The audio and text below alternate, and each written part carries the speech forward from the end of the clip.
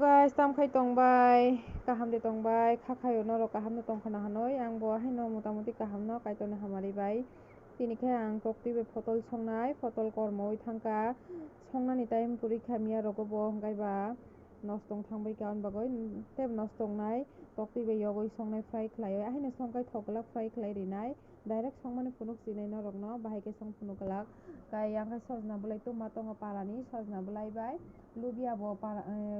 bazar ni tumani nostong na naikha bo dino tubjak balok kha oni bagoi sojna bulai bai baja khainai ang ongkono lubia no kai baksa no sungui tongo ang boro hinoi ang koilashahar o phaika do dol rok ang koilashahar o phaika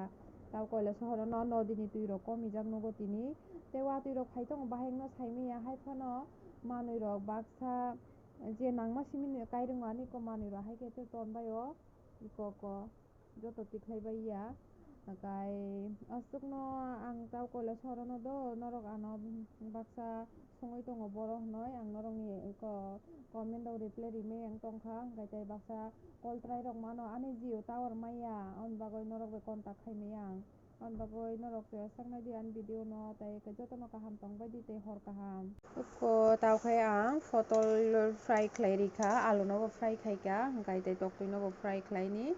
bo muimun no naikha sapung ni mai chajak ya omo no khai sojna bulai bai lubia baja khai rikha asukno.